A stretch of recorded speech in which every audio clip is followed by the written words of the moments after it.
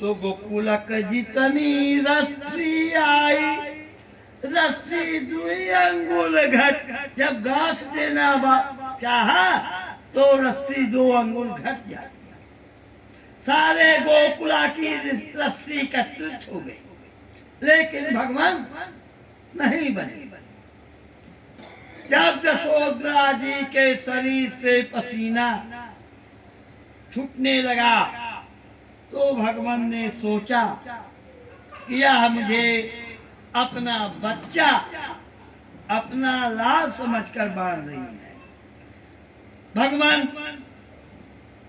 बच गए, रस्सी में भगवान बच गए। यशोधरा जी ने,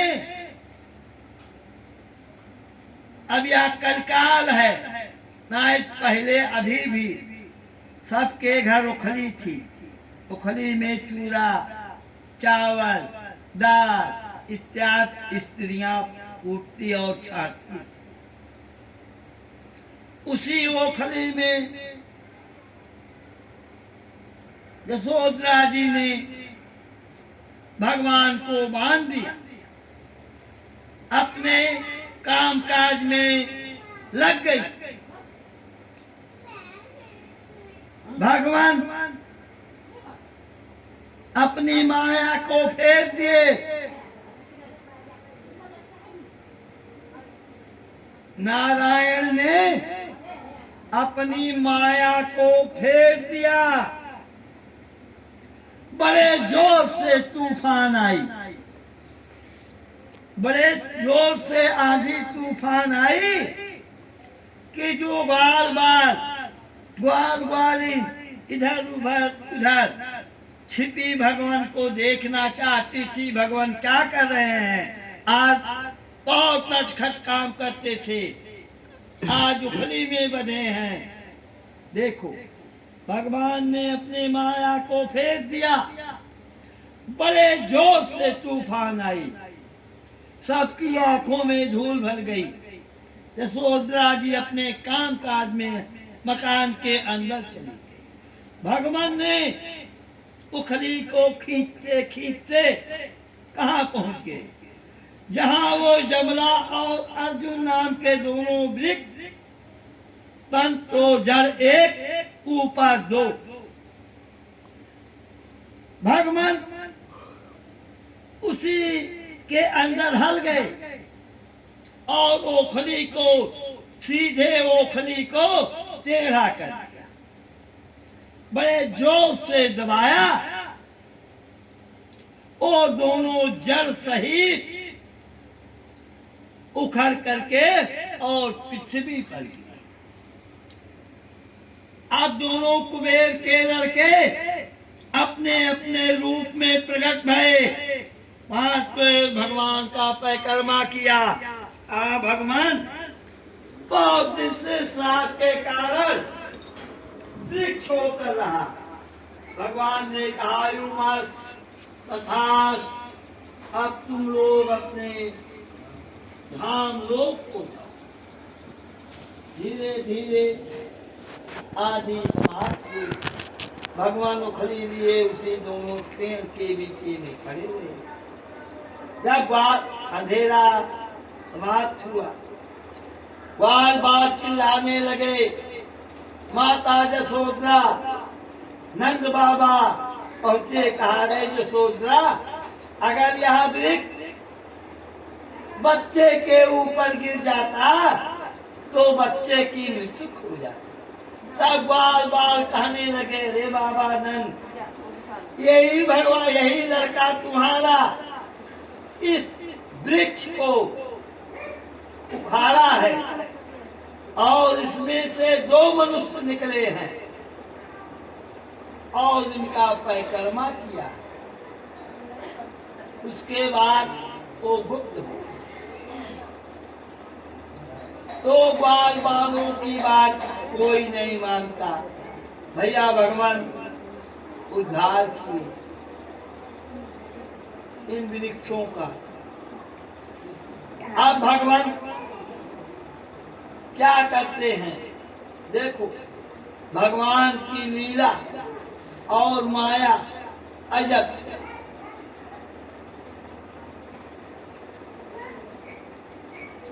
सभी ग्वाल बाल इंद्र की पूजा करते थे, जो इंद्र भगवान बरखा करते। इंद्र जो बरसात करते हैं, ग्वाल बाल सारी प्रजा इंद्र को पूजा चढ़ाती थी। एक दिन जब गाय को बछड़ा चढ़ाकर भगवान आए, देखा घर में ग्वाल बाल के यहाँ तमाम खोआ मिष्टान पूरी इत्यादि बन रहा है। तो कहा नंद रानी यशोदा माता, यह कुल क्या बन रहा है, किस काम के लिए? कहा कि यह सब इंद्र देवता की हम लोग साल में एक दिन पूजा चढ़ाते हैं। इंद्र खुश होता है, अच्छी बरसात करता है, अच्छी अच्छी फसलें उगती हैं, अच्छे अच्छे घास उगते हैं। जो हमारे यहाँ की गौए बछड़े अच्छे अच्छे फल फूल घास को चरती हैं, अच्छे अच्छे दूध देती हैं, उन्हीं इंद्र का पूजा करने के लिए हम लोग सारी सामग्री जुटा रहे हैं और इंद्र की पूजा करें। तो भैया भगवान बच्चे बने हुए कृष्ण ने कहा, माता क्या बताओ कि इंद्रदेव इस पूजा को खाते हैं या नहीं?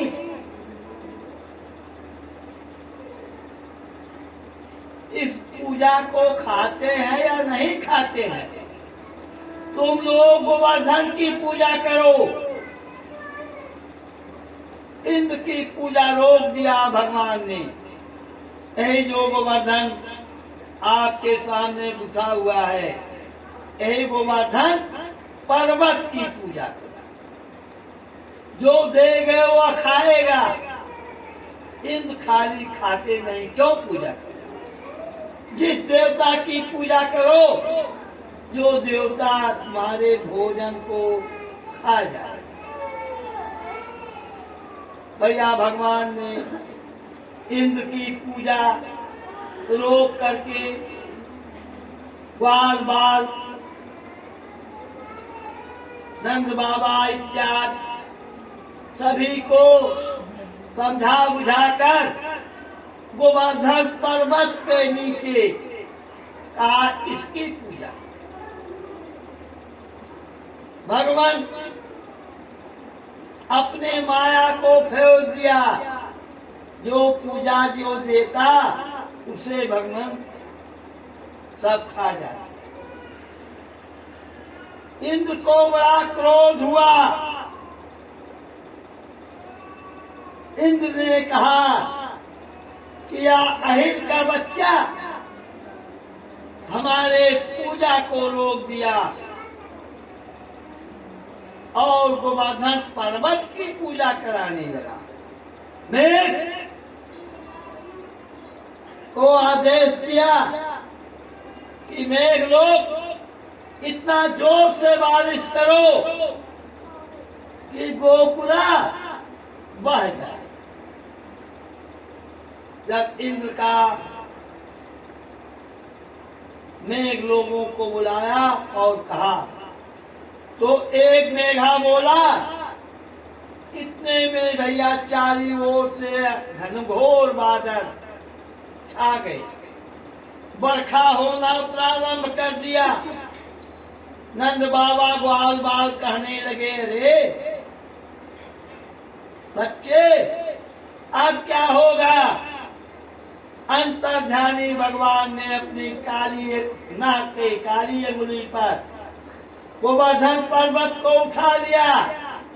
जैसे छत आप लोग बरसात होती है तो छाता लगा कर चलते, उसी प्रकार भगवान ने गोवर्धन पर्वत को उठा लिया। कहा बाल बाल गाय बछड़े इसी के तले चले आओ, इंद्र को वर्षा करने। ग्वाल बाल गाय बछड़े सब गोवर्धन के नीचे चले गए। भगवान ने अपने चक्र सुदर्शन को कहा, चक्र सुदर्शन हाजिर हो। भैया चक्र भगवान का तुरंत पहुंच गया। कहा, चक्र सुदर्शन तुम्हारी यह काम है कि मेघ लोग जितना भी बरखा करें, एक बूंद जल पृथ्वी पर नहीं गिरना चाहिए, सबको जला। भैया भगवान का मेघ लोग बरस रहे हैं, घना घोर बारिश हो रही है गोपी, लेकिन चक्र जितना जल गिरता है वो कथा रोज नया साझे सवेरे संध्या दोपहरे आइए तक करे जो मार के सूते, न दिया चाहते, न फूल, न पाती, न अगरबत्ती, कुछ होकर नियम बस वही थे जो दूध माता ना आई और इसी ऐसे घूम के ही बस जो मार के सूते।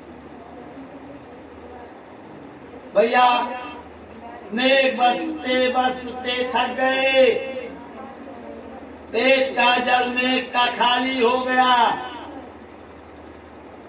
एक बूंद जल जमीन पर नहीं गिरा, सारा जल चक्र सुदर्शन ने जला दिया।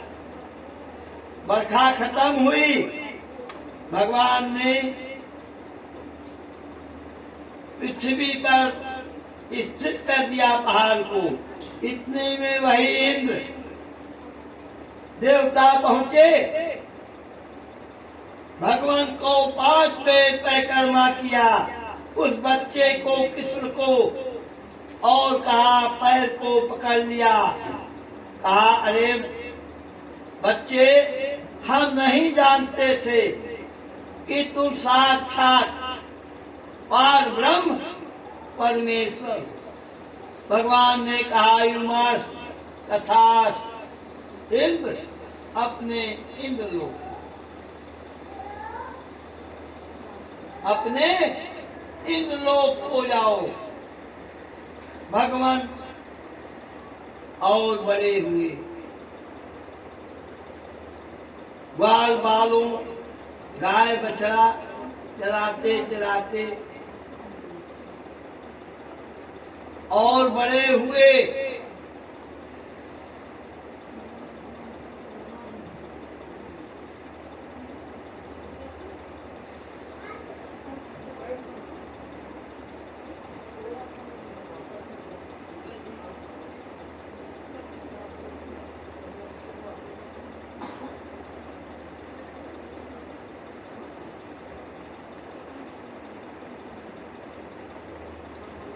भगवान की यही माया थी, वही लीला कर रहे थे। भगवान पृथ्वी पर सिर्फ लीला को दिखाने के लिए पैदा।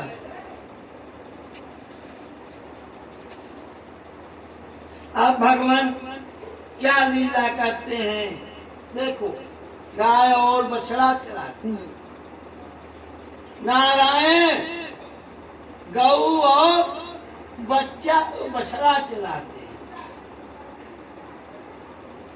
एक दिन अघासुर नाम का राक्षस बछड़े का रूप धारण कर, बछड़े का रूप धारण कर भगवान को मारने के लिए वृंदावन में पहुंचा। ग्वाल बालों के जैसे गऊ बछड़े थे, वैसे ही गऊ बछड़ा के रूप में बन गया। भगवान ग्वाल बाल कहे कि भगवान कृष्ण आज तुम्हारी ड्यूटी है, गाय और बछड़े को लाने हाँक करके लाओ वृंदावन से, आज तुम्हारी ड्यूटी है। भैया जब भगवान चले तो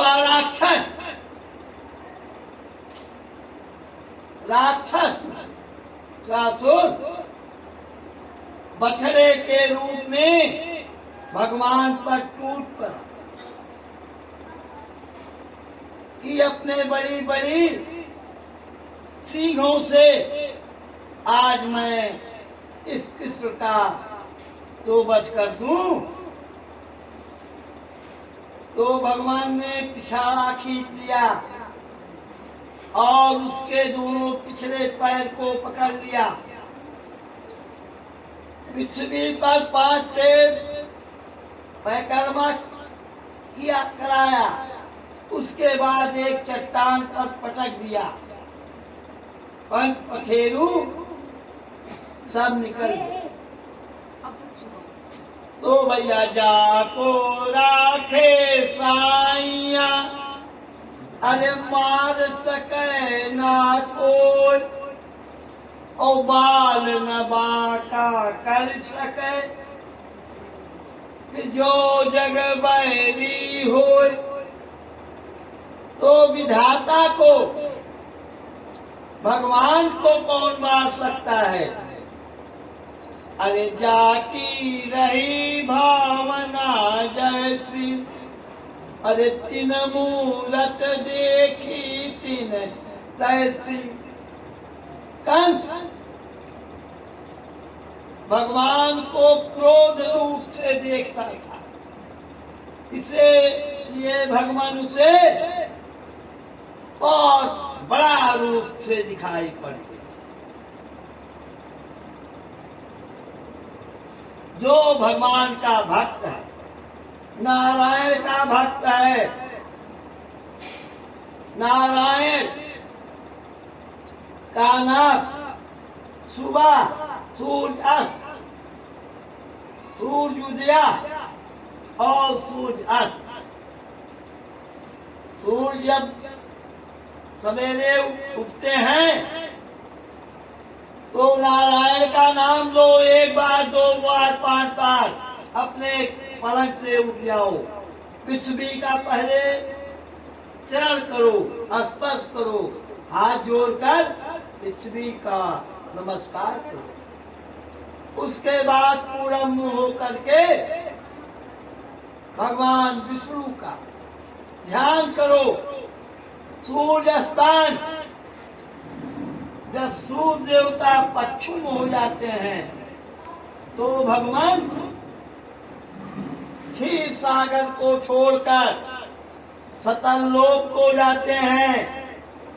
राजा बल के यहाँ, राजा बल का जब सारा धन दौलत भगवान 52 रूप धर करके ले लिया था, तो स्त्री बड़ी चालाक थी। उसने कहा भगवान हमारे सारे संपत्ति को तो आपने ले लिया, अरे आपन सोचन होत नहीं, ओ हरि सोचे तत्काल, ओ बलि चाहत वैकुंठ को भेज दियो पाताल। तो अपना सोचा नहीं होता है, भगवान जो सोचते हैं वही होता है। अपने सोचे से कर्म के विधान से कोई काम नहीं। हर छठी के दिन हर कौम के घर नारायण, हर स्त्री के पेट से जब बच्चा होता है तो छठी के दिन हर कौम के घर साक्षात ब्रह्मा जी आते हैं। और इसी तकदीर में छठी के दिन जो ब्रह्मा जी लिखते हैं वही हो। उस विधान को कोई नहीं मिटा सकता। बच्चे 10 मिनट, अब आना जाना खाना पीना प्रारंभ। हमको कथा को आज समाप्त करके अपने इस नारायण भगवान की वासुदेव नंद नंद यशोदा की पोथी को समाप्त बंद। अब आप लोग देखो, कंस क्या किया? अक्रूर जी को बुलाया, कहा अक्रूर जी चले जाओ नंद बाबा के यहाँ, कहो कि आज हमारे यहाँ जन्माष्टमी के उत्सव पर अखाड़ा खुदाया गया है और वो दोनों बच्चों को भेज दें यहाँ कुश्ती। राजा कंस क्या करता है? 90 मन की, 1 2 10 नहीं। ओ हरिया भैया, अरे तू लेकर बैठो ना,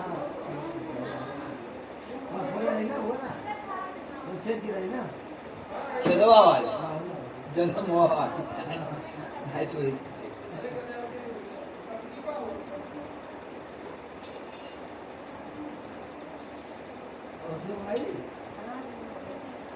फटक गयो फूल। अपने यहाँ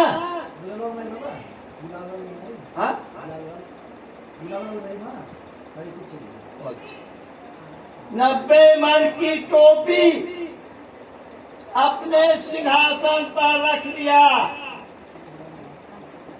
उस बच्चे को मारने के लिए मकान के अंदर चांदूल मांदूल मुश्तिक प्रहारों है।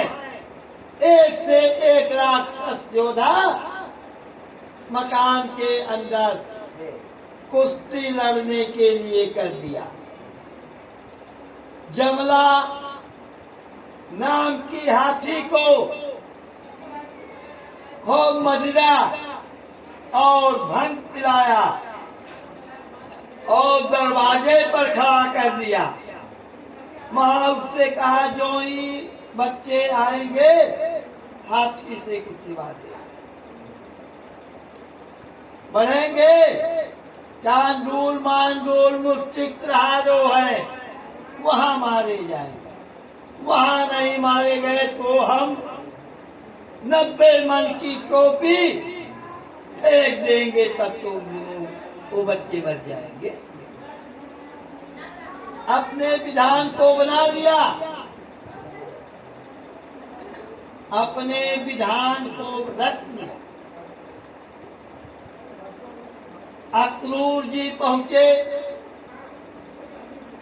गोकुला में नंद बाबा के यहाँ, पत्रिका को दिया। नंद बाबा पत्रिका पढ़ रहे हैं। इतने में वो दोनों बच्चे घूमते घूमते नंद बाबा के पास पहुंचे। अरे बाबा नंद, क्या कहा क्या पढ़ रहे हैं, कैसा पत्रिका है? कहा अरे बच्चे, यह राजा कंस का पत्रिका है। यह अरे केला कम हो बोले जब अरे जूजू टुकड़ा कह आज बात दो, तब क्या करूं? तोरे घर नहीं रह सका, छत पर रही हूँ, चलाओ मोबाइल कथा ना सुनिए, मोबाइल देखें।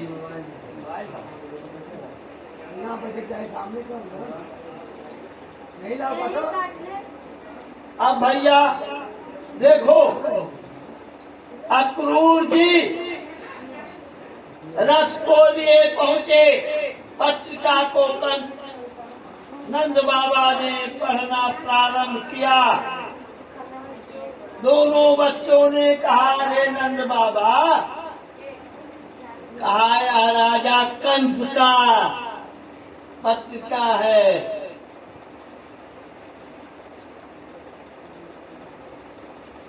या गोकुला नहीं है कि मक्खन को खा लो, मटकी को पटक दो फूट जाए।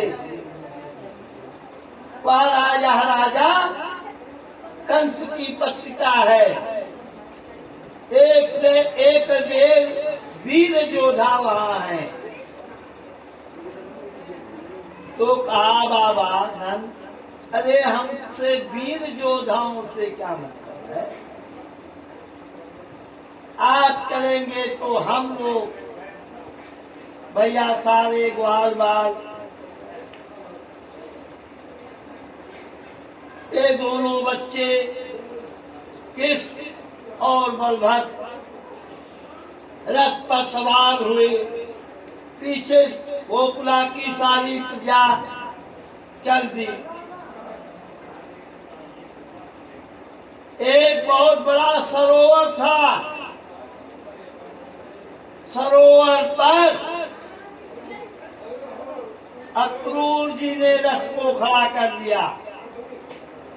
कहा कि मैं बहुत बड़ा पाप कर रहा हूं।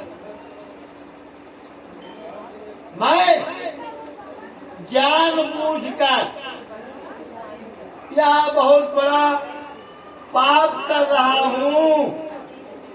एक नन्हे नन्हे शिव कुमार बच्चों को कंस के हवाले कर दूंगा। कंस ने मार डालेगा तो मुझे बहुत पाप। रथ को रोक दिया। कहा जरा इस सरोवर में स्नान करूं, आत्मा को शांति करूं, उसके बाद रथ को लाया हूं तो ले जाना पड़ेगा। सुखदेव जी कहते हैं, राजा परीक्षित,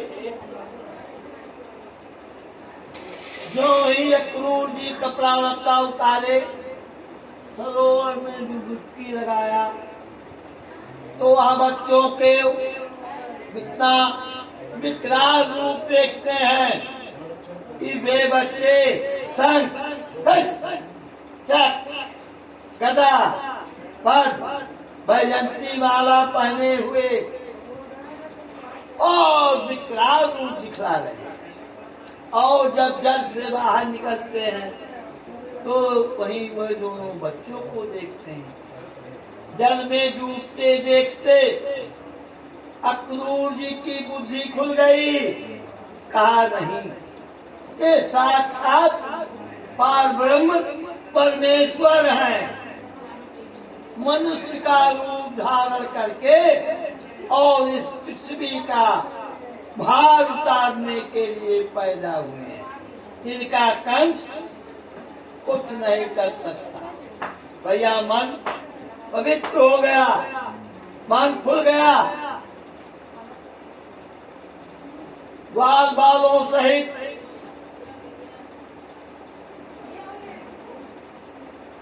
बाहर लग गया तंबू कनार। बच्चे ग्वाल बाल, नंद बाबा। तो बच्चों ने कहा कि अरे नंद बाबा, जरा कुछ आज्ञा हो तो हम लोग राजा कंस के अपने मामा, राजा कंस क्या रखता था, मामा के नगरी को टहलाने।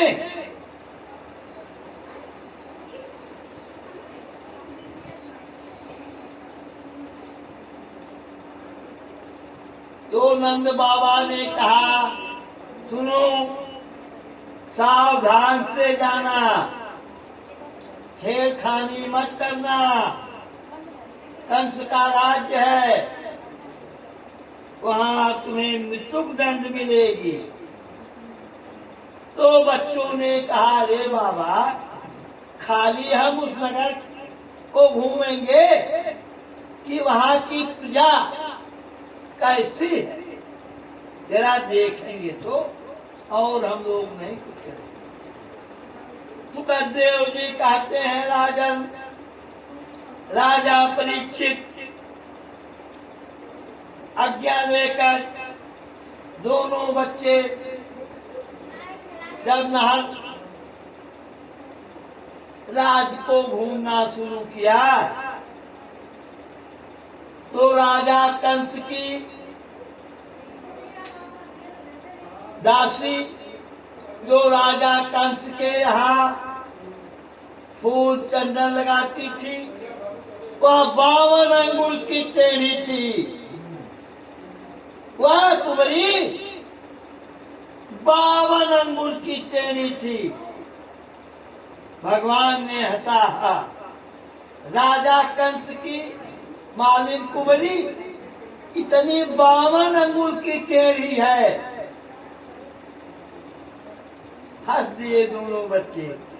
या क्रोध में हुई, कहा, अरे तू बड़ा नीक हो, बड़ा सुंदर हो, सुंदर हो तो मुंह बना दो। भगवान ने पकड़ लिया सर को, कहा, उमर तथा जो ही हाथ रखा वह अति सुंदरी रूप में 52 अंगुल की कुंवरी टेढ़ी अति सुंदर रूप में। और आगे जो बच्चे बढ़े तो राजा कंस का धोबी, जो कपड़ा धोता है, धोबी जानते हो, सब लोग के यहाँ धोबी हैं, लेकिन परंपरा का धीरे धीरे खत्म हो रहे हैं। राजा कंस का कपड़ा राज सिंहासन वाला धोकर आ रहा है, लेकर भगवान ने कहा, रे धोबी रुको। तो धोबी रुक गया। कहा, इसी में से हम लोगों को पहनने के लिए कोई वस्त्र तो दे दो। अरे अरे क्या तू बस राजा के वस्त्र को पहनने लायक हो? भगवान ने पकड़ लिया, तथा कपड़ा छीन लिया, कहा, जैसे ही तुमसे वैसे ही रहे। धोबी का जो काम कर रहे वही धोबी है। कपड़ा छीन लिया, बाल बालों में बांट दिया और आगे बढ़े। जब दरवाजे पर पहुंचे दोनों बच्चे तो महाउत ने इशारा कर दिया, जमलापुर नाम के हाथी को जो मदिरा पान भंग धतूर पिलाए हुए एकदम मस्त थी। महाउत ने हाथी को बढ़ा दिया, हाथी बढ़ गई। सुखदेव जी कहते हैं, राजा परीक्षित जब हाथी बच्चों को ओर बढ़ी तो भगवान नारायण छोटा सा रूप धारण कर लिया और जमीन पर सो गए। छोटा सा रूप बनाया और जमीन पर सो गए। महाउत ने इशारा किया, जो ही हाथी पैर को तोड़कर दांत से बच्चों को दबाने चाहा तो ही भगवान खिसक गए, पृथ्वी से खड़े हो गए। एक मुंह का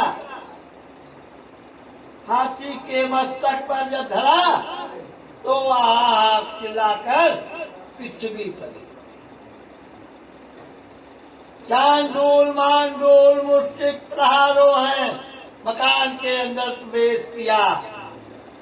सबसे युद्धि हुई, दोनों भाइयों ने भगवान कृष्ण और बलभद्र सभी को युद्धि में त्रास किया, मार दिया। उसके बाद अपने मामा कंस के दरबार में प्रवेश किया। राजा कंस जब देखा कि ये बच्चे आ गए तो 90 मन की टोपी को उठाया और सोचा, फेंक दिया कि इससे जब कर तो मर जाएंगे। दोनों बच्चे जब टोपी फेंका तो अगल बगल टोपी जमीन पर गिर गई। सुखदेव जी कहते हैं कि राजन, राजा परीक्षित भगवान कृष्ण कूद कर सिंहासन पर चढ़ गए। कंस की जटा को पकड़ लिया, सिंहासन से पृथ्वी पर ले आए, सीने पर चढ़ गए। कहा, अरे मामा कंस, आज तक तुम तमाम बच्चों का वधन किया, बोल क्या चाहता?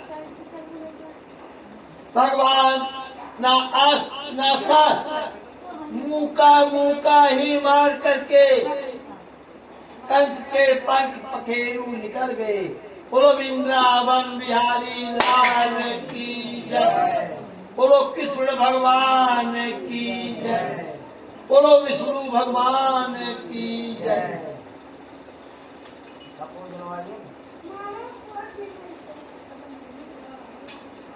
दिमाग खराब है।